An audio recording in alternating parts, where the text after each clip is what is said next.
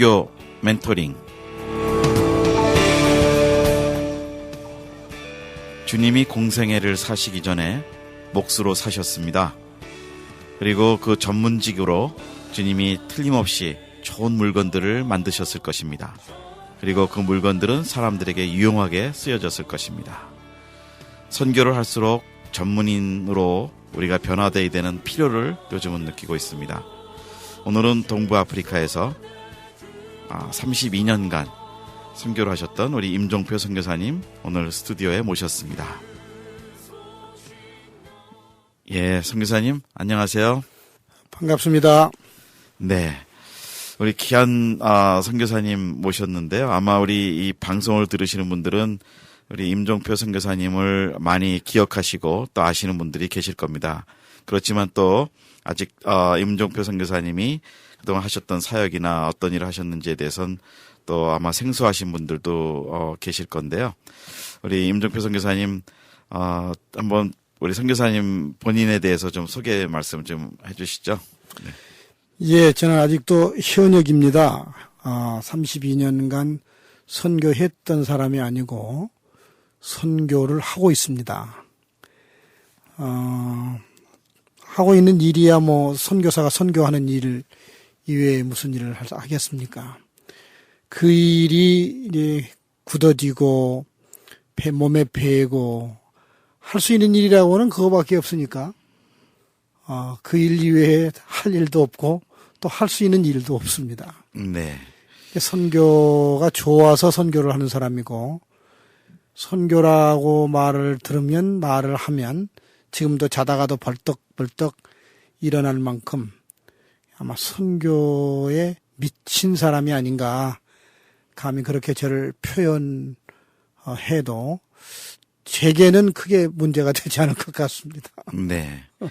뭐 선교에 미치셨으니까 32년간 그 아프리카에 계셨겠죠. 근데 그 저희들 그냥 말로 하면 한국식으로 하면 강산이 3번 변하는 그런 기간 동안 선교를 하고 계시는데요. 그 아프리카의 변화에 대해서는 초기부터 지금까지 계시면서 그 정말로 어떻게 강산이 3번 정도 변한 정도로 아프리카의 발전은 되고 있나요? 예, 변하고 있죠. 엄청 변합니다. 도저히 우리가 지금 그 측정을 하고 예측을 하기가 힘들 정도로 아프리카의 변화의 파도가 엄청나게 지금 밀어닥치고 있고 32여 년 전에 아프리카하고 30년 후의 아프리카는 이제는 그 다른 곳에 가서 살고 싶은 마음이 없을 정도로 아프리카가 좋은 곳으로 변화되고 있다. 네. 그렇게 표현하고 싶습니다. 네. 근데 아프리카가 변화하고 되고 좋은 거는 이제 계시면서 차이를 느끼신 거고 또 한편에 외부에서 볼 때는 변화는 된다 해도 여전히 열악한 환경은 뭐 우리 다른 나라 발전된 나라들하고 비교해 보면 문제들이 많이 있는 거로 아는데요. 32년 동안 뭐 좋은 일들 또 어려운 일들 많이 겪으셨을 텐데요. 그 변화 중에 우선 그 기독교의 변화를 만약에 좀 말씀해 주신다면요. 어떤가요? 예, 아주 좋은 질문이신데요. 기독교의 변화는 이제는 아프리카 교회는 더 이상 선교사들이 필요하냐라는 질문을 하는 그런 그 선교 지도자들이 나오기 시작합니다. 네. 상당히 위험한 얘기인데 1960년대에 존 가투라는 사람이 그 선교를 유예해보자 한 5년 정도 선교사들이 돌아가고 선교사 없이 한번 현지 교회가 이 교회를 한번 섬기고 운영해보자. 그리고 난 후에 양자가 모여서 다시 선교를 할 건가 말 건가 그때 결정해보자 하는 미션 모라토리움이 1960년대를 지나면서 시작이 됐어요. 네. 근데 그때 선교사들이 나간 이래로 들어오지 않는 그 교회 교단들이 참 많습니다. 네. 이제 그러나 계속해서 선교가 필요하다. 선교사들이 있어야 된다 해서 선교를 계속 하고 있는 이제 그 교단들도 있습니다. 그 교회들도 있습니다. 그러나 지금 현 시점에서 그 선교사의 필요 문제를 이제 거론하는 이유가 어디가 있냐면 현지가 이렇게 변했는데 변한 현지에 걸맞게 현지에서 복음을 전하고 있는 선교사들의 변화가 더디다는 거죠. 네. 그게 이제 이슈예요. 그러니까 선교사가 필요 없다는 얘기를 잘못 들으시면 그 오해가 되는 거고 그런 얘기가 아니고 선교지가 변하는데 변한 것 이상으로 변화를 주도하고 체인지 에이전트가 되어야 할 이 당사자들인 선교사들은 변하지 않고 있기 때문에 여기에 이제 네. 문제의 심각성이 있다. 그런 얘기죠. 그러면 어떻게 할 건가? 무엇이 문제인가? 이게 우리가 지금 검토해 봐야 할 거 아니겠는가? 네. 그래서 제가 계속 할까요? 네. 근데 중간 말씀에 제가 좀 이렇게 질문이 생기는 것이요. 일반 고정 개념이 예전에 초기에 우리 임종표 선교사님께서 나가셨던 때는 한 번 가면 죽는다, 현지에서 뼈를 묻는다라는 개념으로 각오들로 우리 초기 개척자 선교사님들께서 나가셨잖아요. 그러니까 현장에서 그 변화를 따라가기보다는 현장을 고수하시는 분들이 아직도 좀 초기 계신 분들이 계시다면 그런 문제도 있지 않나요?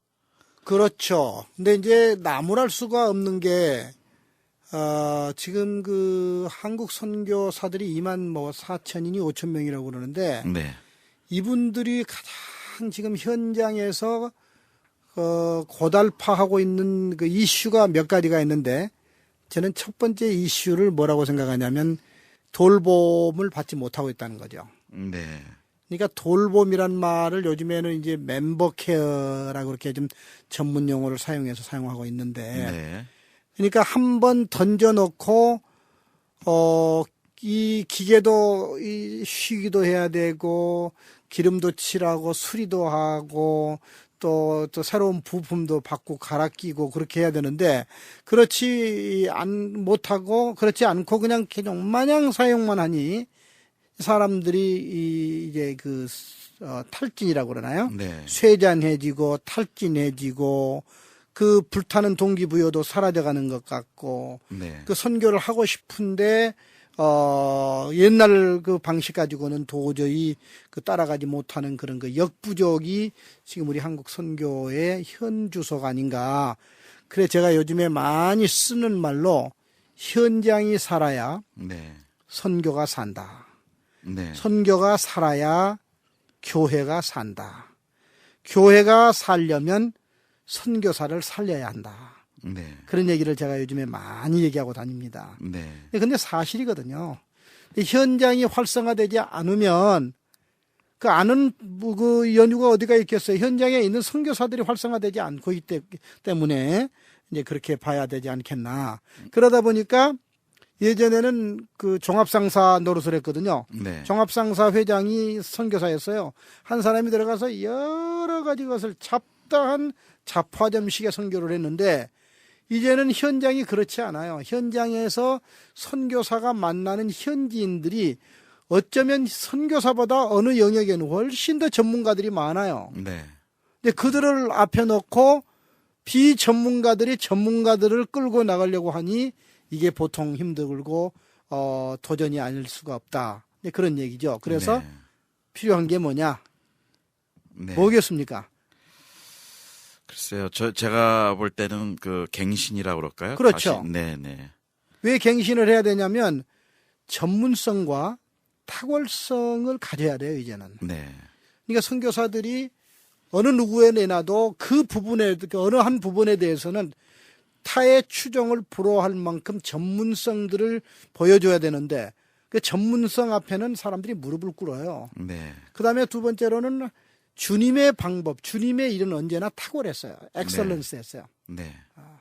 그러니까 만약에 우리들이 하고 있는 일이 그레이트한 일이 아니면 위대한 일이 아니고 그 보통 정도의 일이라고 한다면 그냥 좋다 정도의 일이라고 하면 우리는 good에서 네. great로 바꿔가 돼야 된다는 얘기죠. 네. 그것이 전문성과 탁월성을 향한 선교 현장의 갱신이 돼야 되겠다. 네. 변화가 돼야 되겠다. 네. 그런데 왜 이런 그 한국 선교가 스태거링, 이 정체 상태에 왔을까? 네. 어떤 일이 있다고 생각하십니까?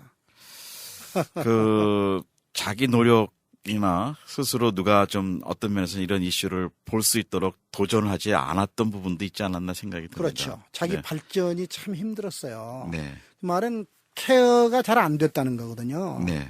그러니까 사람이 케어가 안 되면 이 에너지가 떨어지죠.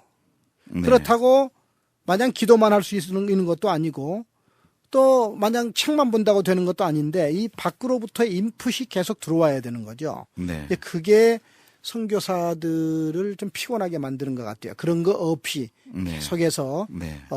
그 현장에 몸담아야 하는 그런 문제. 그다음에 또 한 가지는 한국 선교가 지금 서구인들이 우리를 평가하는데 그렇게 썩 그 좋은 점수를 주고 있지 않습니다. 네. 그들이 우리를 평가하는 내용 중에 너희들 숫자는 많다. 진짜 그래요. 이 MK 스쿨에 가보면, 그 미국 선교사들, 자녀들 다음에 한국 아이들이 많습니다. 그렇게. 네. 네. 근데 그 연유가 뭐냐. 사람은 많은데 어떤 그 양질의 그 퀄리티 있는 탁월한 아주 그 탁월한 선교 사역의 열매들이 30여 년이 지났는데도 불구하고 저를 포함해서 썩 나타나지 않고 있다는 거죠. 네. 그 이유를 저는 그 첫 단추가 잘못 끼어진 한국 선교 네. 그렇게 지금 지적을 하곤 합니다. 네. 근데 선교사가 맨날 선교 잘하고 있다. 우리 선교사들 최고다. 우리 선교사들 많이 도와주십시오라고 얘기하는 것도 필요하겠지만 오늘은 그리고 한 30여 년을 일을 하다 보니까 저 같은 경우도 저를 포함해서 문제가 있다는 거죠. 네. 그 문제를 그냥 마냥 회피하고 그냥 은근슬쩍 지나쳐 버릴 수만은 없지 않느냐. 저는 그래서 왜 이런가의 또 하나의 원인 중에 하나는 한국 선교를 주도하고 있는 선교 주도 세력에 대한 문제, 지적을 안 할 수가 없어요. 네. 한국 선교의 시작은 선무가가 시작을 해서 선교하고 무관한 분들이 선교 시작을 해서. 무관한 사람들. 네. 예. 근데 그걸 나무랄 수가 없는 거죠. 왜 그러냐면 그때 누가 선교를 알았겠어요. 근데 이분들은 무관하지만 선교하자 해가지고 그 시작을 한 거거든요. 네. 근데 이 선무가들의 시대에서 그 다음에 어디로 넘어오냐면 선동가로 넘어옵니다. 네. 선교 동원가. 네. 이게 1980년대를 지나면서 이 선교를 동원하는 세력들이 많이 일어나게 됐어요. 네. 이 선교 동원하는 분들이 공로가 크죠. 무슨 대형 선교 집회라든가 네. 이런 대회들을 통해서 선교에 모티베이션을 주고 젊은이들을 챌린지하고 그들에게 나갈 수 있도록 그런 그 장들을 마련하고 했지만 그들이 한국 선교를 주도하는 세력으로 남게 된다는 거죠. 네. 근데 이거는 상당히 저는 선교학적으로도 우리가 지적해야 할 문제 중에 하나가 아닌가. 근데 이게 선동가들은 사실은 그 선교적 그 현장 경험의 결여를 가진 분들이 꽤 많아요. 네. 지금도 많은 것 같아요. 제가 보니까. 네. 이런 얘기 들은 분들, 저하고 가까운 사람들 별로 기분 좋지 않겠지만 네. 할 수 없어요. 제가 문매 맞을 각오를 하고 내가 예. 얘기하는 거예요. 굉장히 어려운 말씀을 하십니다, 지금. 뭐 제가 이제 나이 같은 예. 사람이 뭐 문매 맞으면 예. 얼마나 맞겠어요. 예. 뭐 맷집이 하도 좋아서 예. 문제는 아닌데요. 그다음에 세 번째 세력이 뭐냐면 선동가에서 선정가로 넘어옵니다. 네. 선교 정치가. 네. 선교를 정치 도구화한 겁니다. 네. 오늘 굉장히 아픈 말씀만 많이 좀 하고 계셔요. 네. 근데 이거는 나는 평가가 있어야 된다고 생각하고요. 네. 선정가들이 이제 선교를 주무르고 있는 그런 상황이 아닌가. 근데 이 부분에 대해서 제 개인의 이제 평가니까 또 네. 지적이니까 또 반론을 제기하실 수 있고 동의하시지 않을 수 있고 네. 그거야 뭐 자유 아니겠습니까? 네. 근데 이제 여기서만 멈추는 게 아니고 선목가가 또 있어요. 선목가. 네. 근데 선교를 목회에 이용하는 사람들이죠. 네. 이게 기분 나쁘시겠지만 이거는 목사님들이 교회 목사님들이 들으면 안 되는 말씀입니다. 근데 오히려 이 얘기를 또 좋아하는 사람도 있을지도 몰라요. 네. 근데 이제 뭐 더 길게 얘기할 거. 그러면 어떡할 거냐? 네. 선교를 주도하는 세력이 선전가가 돼야 돼요. 네. 선교 전문가가 돼야 돼요. 네. 선교 전문가들이 지금 나오고 있어요. 네. 네. 아주 저 같은 경우만 해도 32년 지나고 33년 들어왔거든요. 네. 온갖 실패, 실수, 시행착오 아마 저보다 더 많이 한 사람이 있으면 나와봐라고 그랬어요. 네. 참 많이 했어요. 근데 그러다 보니까 선교가 보이는 거야. 네. 그 선교를 말할 수 있는 거예요. 네.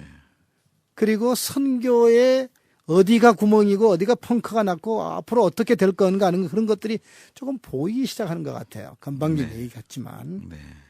그래서 이런 일련의 한국 선교를 주도하는 세력들의 변화 네. 이게 시급해요. 네.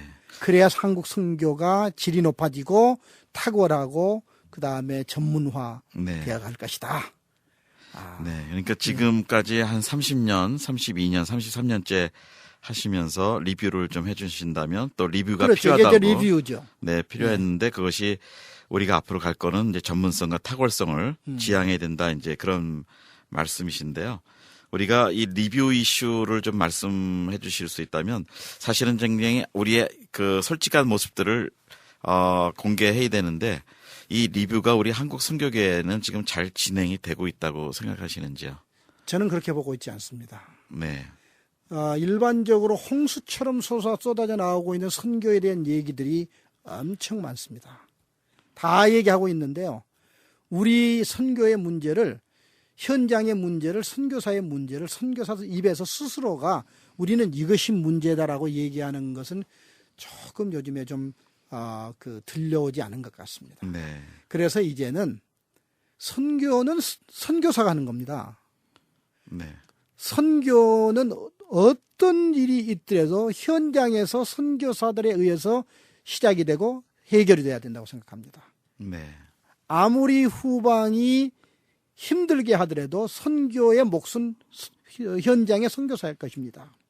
네. 그런데 1년에 이런 그 몇 가지 일들을 이렇게 연결해서 보면 이렇게 좀 리뷰해 보면 우리 선교가 탁월하고 전문화되지 않은 것 중에 하나가 뭐냐면 가시적인 부분에 너무 많이 우리가 지금 네. 투입을 많이 했어요. 성과주의. 네, 성과주의. 네, 네. 그건 이제 우리 문화하고 우리 문화를 연구해 보고 이해해 보면 무관하지는 않은데요. 근데 그게 너무 오래 갔어요. 네. 근데 그러다 보니까 성과주의, 가시적 성과주의가 우리의 발목을 잡는 거예요, 지금. 네. 근데 과시적 성과주의에 매이다 보니까 본래 해야 할 people first, 네. 사람이 먼저다라고 하는 것을 사람이 people second가 됐어요. 네. 이게 이제 우리 선교가 안고 있는 경종이라고 저는 생각해요. 이제 30년 후에 우리가 돌아보니까 아차 이게 문제구나. 네. 저는 그렇게 보고 있습니다. 네. 근데 이 가시적 선교 성과에 치중하다 보니까 사람들이 언어나 문화에 일가견이 있고 꿰뚫는 게 아니고 그런 것들을 소홀히 한 나머지 사람이 세컨드로 밀려버리지 않았나. 네. 저는 그렇게 보는 겁니다. 네. 그게 제가 보고 있는 이제 리뷰입니다. 네. 그래서 이거를 리포맷 해 나가자는 거죠. 네. 리포맷은 컴퓨터 용어인데 초기화로 돌아가는 거예요. 예를 들어서 하드가 고장이 나면 아까 이제 리뷰에서 선교라는 우리 과거에 지금 30여 년 동안 선교의 그것을 리뷰해 보니까 이런 것들이 문제더라. 네. 이런 것들이 지금 이게 좀 다시 지금 업데이트도 해야 된다든가 제거해야 할 프로그램 같은 걸 과감하게 하드웨어에서 빼서 제거해 버리고 다른 소프트웨어들을 끊어놓고 또 다른 그 개발된 걸 하고 트렌드에 맞게 하고 네. 상황과 환경에 맞게 하고 현지가 이렇게 발전하니까 선교사들도 전문성을 탁월하게 할 수 있도록 업그레이드를 시키고 그렇게 하기 위해서는 리포맷을 해야 되겠다는 거죠. 네. 이게 아파요. 네. 근데 이 리포맷을 하기 위한 대안이 하나 있어요. 네. 그게 뭐냐면 선교사들을 다시 교육시키는 거예요. 아, 선교사 재교육이요? 예. 네. 그러니까 앞으로 선교사를 재교육해야 되는 문제는 한국 선교의 성패가 여기에 달려 있다고 저는 생각합니다. 네. 그럼 어떤 선교사님들을 대상으로 주로 이거는 고참 선교사님들 전부 다 해야 된다고 생각합니다. 네. 그래서 이거를 분야별로 대륙별로 나누다든가 그다음에 그 연수로 나눈다든가 예를 들어서 뭐 1년부터 뭐 7년짜리 그다음에 8년부터 15년, 15년부터 뭐 30년 이런 식으로 세 단계로 나누어서 전 세계가 선교사 연장 재교육으로 재교의 장으로 바꾸면 아주 나는 한국 선교에 새로운 돌파구를 마련할 수 있는 리포맷을 할 수 있는 그런 기회가 되지 않겠는가. 근데 네. 저는 요즘에 그 리뷰하고 리포맷하고 하는 걸 많이 생각을 해요. 네. 근데 네. 이제 미치다시피 이 일 때문에 여기저기를 돌아다니고 있는데 근데 이게 사실 쉬운 일이 아니에요. 고양이 목에다 누가 방울을 달 건가. 네. 근데 이게 지금 문제거든요. 그럼 구조적으로 우리 선교계가 이 리포맷에 대한 어떤 수용성은 어떻다고 보시는지요? 이런 이슈를 과연 해낼 수 있는지요? 할 수 있다고 생각합니다. 네. 왜 할 수가 있냐면 요즘에 그 제가 읽었던 책 중에 하나가 The Connected Company, 네. 연결되어진 회사. 네. 이게 회사는 그 회사의 그 직원이나 중역들만 가지고 움직여지는 게 아니거든요. 네. 회사가 제대로 움직여지려면 거기에 이해관계자들이 꽤 많아요. 네. 스택홀더들이 많다고요. 그들이 각기 놀면 안 된다는 거죠. 네. 함께 가자는 거거든요. 네. 그래서 요즘에 제가 많이 쓰는 말로 이기려면 함께 가고 멀리 가려면 같이 가자. 네. 그런 얘기를 많이 써요. 근데 사실 이거 제 얘기 아니고요. 책 제목이에요. 네. 네. 근데 우리는 각자가 놀아요, 지금. 네. 예를 들어서 선교사를 보내놓고 지역 교회가 선교사와 각자 같이 놀질 않아요. 선교사를 보내놓고 선교사를 관리하는 행정 라인이 같이 놀질 않아요. 선교사를 보내놓고 선교사를 가르치고 교육해야 할 선교학자들하고 학자들이 같이 놀지 않아요. 네. 이 사자가 같이 어우러져 돌아가야 돼요. 그래서 커넥티드 컴퍼니처럼 커넥티드 미션 스피어가 돼야 돼요. 네. 근데 그러면- 이 작업이 필요해요, 지금. 네. 그러면 저희가 선교사님 선교계에 계신 선교사님, 현장 선교사님의 입장에서 이제 선교사님들이 말씀하셨는데 리포맷의 부분이 결국은 파송하는 교회도 리포맷, 선교의 리포맷이 필요할 것 Of 같은데요. course. 네. Of course. 그러나 지금 제가 요즘에 주장하고 있는 것 중에 하나가 뭐냐면 교회까지 선대기 너무 힘들고 신학교 선교학까지는 또 힘드니까 행정본부까지는 힘드니까 일단 필드를 리포맷 하자는 거예요. 네. 근데 필드를 리포맷을 하려고 보니까 이 세 그룹이 같이 가지 않으면 안 되겠다는 거예요. 네. 그런데 필드를 리포맷을 하려고 하다 보니까 예전에는 종합상사라고 그랬잖아요. 이제는 종합상사 가지고는 안 돼요. 선교사들이 전문성을 하나씩 발견해서 그거를 부각시키고 키워줘야 되겠다는 거거든요. 네. 그러니까 예를 들어서 그 지맨이 만들어 놓은 그 데이터 조사해 보니까 뭐 한국 선교사들이 하고 있는 사역이 뭐 160개 된다고 그랬는가요? 네. 예. 154개입니다. 정확하게는. 네. 이제 그런 것들이 더 앞으로 나오게 되겠지만 그런 것들을 전문화 시켜주자는 거죠. 네. 그래서 물론 여유가 있고 여력이 있는 사람은 안식년 때나 아니면 인텐시브한 강의를 뭐 미국이나 한국에 나와서 선교학 공부를 할 수 있으면 좋겠지만 그럴 수 없는 사람들을 위해서 찾아가는 선교 재교육을 해보자는 거거든요. 네. 필드로 가자는 거죠. 네. 근데 요즘에 다 나올 수는 없잖아요. 네. 다 나올 수는 없고 현장을 비워놓고 나와서 그 1년, 2년 하는 것도 힘들고 그러니까 1년에 예를 들어서 2주면 2주를 인텐시브하게 가서 이 선교사들을 재교육을 시켜주자. 이제는 대형 집회하기 위해서 몰려다니는 그런 것보다는 그 다음에 그 한국에서 돈 싸가지고 와가지고 불필요한 얘기 꺼내서 선교사들 데려다가 피곤하게 하지 말고 차라리 그런 돈들을 현장으로 보내서 현장에서 2주면 2주 동안 선교사들끼리 모여서 공부할 수 있도록 네. 인텐시브하게 재교육할 수 있도록 그런데 자원을 쓰면 얼마나 좋겠어요. 네. 지금 이 방송을 들으시는 분 중에 선교사님들이시라면 아마 공감하시는 부분들이 굉장히 많이 있을 것 같습니다. 또 한편에 반대로 정말 선동가든지 선정가라는 입장에서 볼 때는 이게 좀 아픈 얘기도 또 리포맷을 당해야 되는 또 그런 일도 있는 것 같습니다. 예, 그러면 아무래도 우리 선교 멘토링은 다음 2부까지 다시 좀 넘어가야 될 것 같고요. 지금 아프리카의 그 좋은 사례들이 좀 리포맷이 됐던 선교 역사에 간단한 역사로 한 1, 2분만 좀 혹시 사례가 있다면 좀 말씀해 주실 수 있는가요? 아프리카의 리포맷이 되고 좀 되려고 하고 있죠. 지금 네. 그 얘기를 주장하고 있는 거니까. 네. 예, 지금 우리가 한국 선교를 사람들이 비판을 할 때 모델이 없다고 자꾸 얘기하고 있거든요. 네. 근데 그거는 제 얘기만이 아니고요. 지금 먼저 같이 우리하고 걸어가고 있는 선교사들, 시니어들 선교사들 안에서 스스로 얘기하고 있는 게 있어요.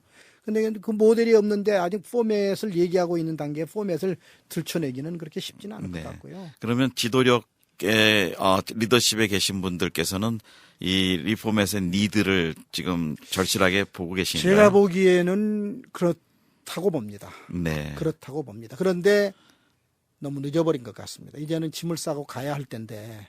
네.